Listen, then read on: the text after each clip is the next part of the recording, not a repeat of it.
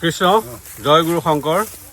আমি ইয়াত 95 সংখ্যক বাৰ্ষিক অধিৱেশন শ্ৰীমন্ত শংকৰদেৱ সংঘৰ তাৰ প্ৰস্তুতিত আমি সকলো ব্যস্ত। গতিকে আমি আশা ৰাখিম যে অসমৰ ভিন্ন প্ৰান্তৰ লগতে উত্তৰ পূৰ্বাঞ্চলৰ ভকত বান্ধৱে যি আশা কৰিছে 95 সংখ্যক বাৰ্ষিক অধিৱেশনক লৈ সেই আশা যাতে আমি পূৰ্ণ কৰিব পাৰোঁ আৰু তাৰ মানে ৰাইজৰ আশাক আমি বুকুত বান্ধি লৈ আমি প্ৰতিটো কামত তন্নকৈ নিৰীক্ষণ কৰিছোঁ। আমি প্ৰত্যেকটো কাম যাতে নিখুঁত হয়, প্ৰত্যেকটো কামত যাতে কোনো আজ নাথাকে আৰু সেই ধৰণে আমি কৰিবলৈ আগবাঢ়িছোঁ। আজি এতিয়া চাওক আপোনালোকে আমাৰ নামঘৰ ইতিমধ্যে প্ৰায় 80% হৈ গৈছে। অহা 8 জানুৱাৰী তাৰিখে নামঘৰ আমাৰ গুৰু আসন প্ৰতিষ্ঠা হ'ব। মূল মণ্ডপৰ কাম আজি আৰম্ভ কৰিছে।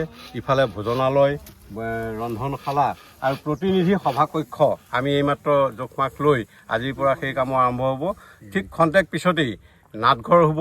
ইফালে প্ৰতিনিধি শিবিৰবিলাক নিৰ্মাণ কৰি আছে প্ৰাথমিকৰ ভকতসকলে। গতিকে প্ৰত্যেকটো ক্ষেত্ৰত আমাৰ বাপ বান্ধৱ আই মাতৃসকল, সেৱক সেৱিকাসকল জড়িত হৈ আছে।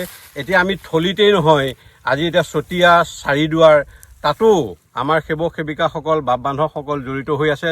আমাৰ মূল মণ্ডপৰ যিটো বাঁহ আৰু খেৰৰে নিৰ্মাণ হ'ব, চোৱা গছ কঢ়িওৱাত তাত ব্যস্ত হৈ আছে। গতিকে চোৱা গছ কঢ়িয়াবৰ কাৰণে আমি বিভিন্ন ধৰণৰ সমস্যাৰ সন্মুখীন হৈছিলোঁ।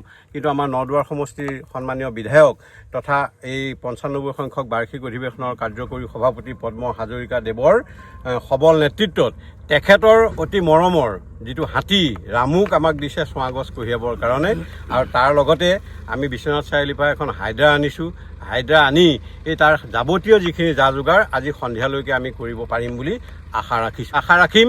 আমি অহা 26 জানুৱাৰীৰ ভিতৰত ইয়াৰ যাৱতীয় যিখিনি কাম কাজ আমাৰ থাকে ভকতসকলৰ সুবিধাৰ্থে এইখিনি সম্পূৰ্ণ কৰি উঠিব। যিটো ভোজনালয় এতিয়া নিৰ্মাণ কৰি থকা হৈছে, এই ভোজনালয়ত এবাৰত 10,000 ভকত বান্ধৱে যাতে ইয়াত অন্ন গ্ৰহণ কৰিব পাৰে তাৰ সুব্যৱস্থা আমি কৰিছোঁ। ইতিমধ্যে তাৰ যিটো বেঞ্চ ডেস্কৰ এইখিনি কাঠ আমি বিধায়ক মহোদয়ৰ কন্যকা কৃষি পামত ইতিমধ্যে মেচিন দি সেইখিনি ফালি থকা হৈছে।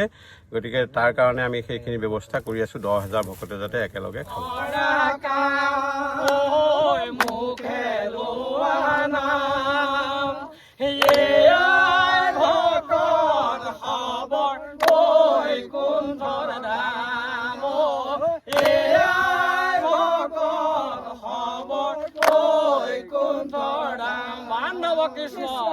শংকৰ আমি শ্ৰীমন্ত শংকৰদেৱ সংঘৰ যি বাৰ্ষিক অধিৱেশন 95 সংখ্যক অধিৱেশন, সেই অধিৱেশন ভাগিৰ ইতিমধ্যে তিনিদিনীয়া কাৰ্যসূচীৰে আমি অনুষ্ঠিত কৰিবৰ কাৰণে তেজপুৰ জিলা শাখাৰ বাপ বান্ধৱ আই মাতৃ সমস্ত সেৱা বাহিনীৰ যুৱক যুৱতী সমস্তই যথেষ্ট কৰ্ম কৰি আছে।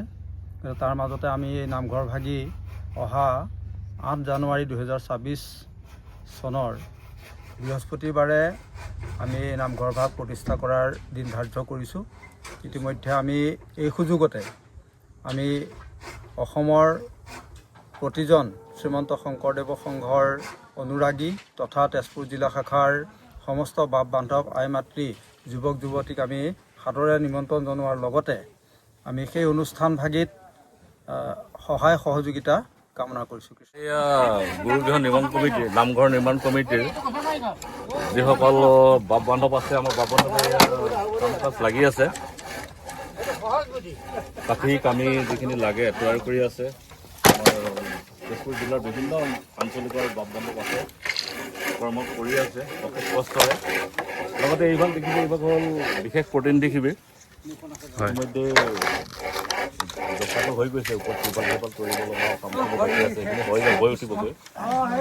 তাৰোপৰি সেইফালে আছে ভোজনালয় আৰু ভোজনালয় ৰন্ধনগৃহ আছে তাতেই। আৰু এইফাললৈ ইতিমধ্যে হোৱা নাই গৈ মূল শিবিৰ যিটো মূল মঞ্চ এই লাইটৰ ওচৰত তাতো কাম চলি আছে, বাপ বান্ধৱ লাগি আছে। কিন্তু কামখিনি মোটামুটি আমাৰ হৈ আছে বিভিন্ন। আৰু সেইফালে সেৱা বাহিনীৰ যিখিনি শিবিৰ, প্ৰত্যেক জিলাৰ শিবিৰসমূহ আমাৰ হাতত যিহেতু আৰু প্ৰায় 1.5 মাহ সময় আছে। হয়, 1.5 মাহ সময় আছে, হৈ উঠিবগৈ। আৰু ইতিমধ্যে বিভিন্ন আঞ্চলিকৰ আমাৰ তেজপুৰ জিলাৰ 7খন আঞ্চলিক আছে। 7খন আঞ্চলিকৰ প্ৰত্যেক আঞ্চলিকতেই যিখিনি প্ৰতিনিধি শিবিৰসমূহ তেওঁলোকে তাতেই বাঁহ কাঠৰ যিখিনি খুঁটাৰ এই যাৱতীয় বস্তুবিলাক খেৰ কটাৰ পৰা আদি কৰি সেইখিনি আঞ্চলিকে লাগি আছে। আমাৰ হয়তো কেইখনমান আঞ্চলিকে আনি পেলাই ইয়াত বনাইছে আৰু লগতে আমাৰ তাতে ৰেডি কৰি আনি ইয়াত খালি পুতি পেলাই আৰু সমস্তখিনি বনাই মেলি তৈয়াৰ কৰি দিবহি। আমাৰ শনিবাৰেও আহিব, চাইডৰ আঞ্চলিকৰ আহিব, তেজপুৰৰ পৰাও আহিব। এতিয়া নৰা কাঠৰ কাৰ্যসূচী চলি আছে। নৰা কাৰ্যসূচী আঞ্চলিক ভিত্তিত মানে নিজৰ এৰিয়ালৈ চলি আছে, ইমান দূৰ যিহেতু অহা নাই। আৰু ইয়াতো এই ফিল্ডখিনি খলাখিনি চিকুণাব লাগিব। ইয়াতো বিভিন্ন বিশ্বনাথ চাৰিআলিৰ ওদালগুৰি জিলাৰ আহি পেলাই আমাক সেইখিনি সহায় কৰিছে বাবান্ধৱ বাইমাটি সমষ্টি। কেতিয়াৰ পৰা চলি আছে আপোনালোকৰ কাম? আমাৰ কাম আজিৰে পৰা 25 দিন আগৰ পৰাই চলি আছে। হয়। আপোনাৰ ঘৰ কোন জেগাৰ পৰা আহিছে আপুনি? আমি চাৰিদুৱাৰ ন? আঞ্চলিকৰ পৰা। কাম কৰি কেনেকুৱা লাগিছে ইয়াত? কাম কৰি ভালে লাগিছে। চব ৰাইজৰ মাজত একেলগে আমি আজি ইয়াতে কমেও একেলগে আজি এই নাগ শংকৰ আঞ্চলিক আৰু আমাৰ চাৰিদুৱাৰ আঞ্চলিক দুখন আঞ্চলিকৰে ভকতে বেছি ইয়াত আছে কাম কৰি নামঘৰত। এনে অন্য আঞ্চলিকৰ বিলাকো আহিছে, কিন্তু আমি ওতপ্ৰোতভাৱে এই দুখন আঞ্চলিকৰ ভকতে জড়িত হৈ আছে। ঠিক আছে। এতিয়া ইয়াত এসাঁজ খানাৰ নামত এনে কিমান টকামান খৰচা হয় বাৰু? সাজ খানা এইটো হ'ব, এটা ধৰিব পৰা নাই।